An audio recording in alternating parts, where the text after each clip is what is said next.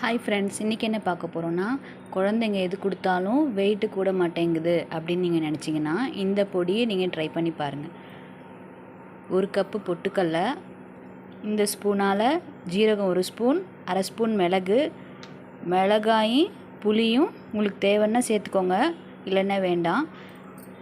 காஞ்ச கருவேப்பிலை 1 கப், கொஞ்சமாக உப்பு.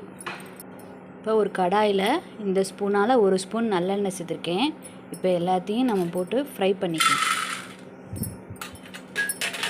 பொட்டுக்கடலை சேர்த்துருக்கேன், ஜீரகம், மிளகு, ஒரு கட்டி பெருங்காய கட்டி சேர்த்துக்கோங்க. நல்லா ப்ரௌன் ஆகிற வரைக்கும் ஃப்ரை பண்ணிக்கோங்க. நீங்கள் கருவேப்பிலை பச்சையாக இருந்தாலும் எடுத்துக்கலாம், இல்லை காய வச்சு கூட நம்ம சேர்த்துக்கலாம். காய வச்சா நமக்கு சீக்கிரமாக ஃப்ரை ஆகிடும். நான் இன்றைக்கி காய வச்சது தான் எடுத்திருக்கேன்.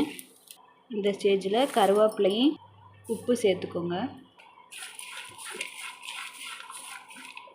டெய்லி இந்த பொடியை 1 ஸ்பூன் நெய் விட்டு சுடுசாதத்தில் பிசைஞ்சு நல்லா ஊட்டி விடுங்க ஃப்ரெண்ட்ஸ். குழந்தைங்களுக்கு வெயிட் கூடும். பாருங்கள் ஃப்ரெண்ட்ஸ், இந்த மாதிரி மொறுமொறுன்னு ஆகணும் கருவேப்பிலை. அவ்வளோதான். இப்போ நம்ம ஆறின உடனே மிக்சியில் பொடி பண்ணிக்கலாம். அவ்வளோதான் ஃப்ரெண்ட்ஸ், அரைச்சாச்சு. நீங்களும் உங்கள் குழந்தைங்களுக்கு கொடுங்க. தேங்க்யூ.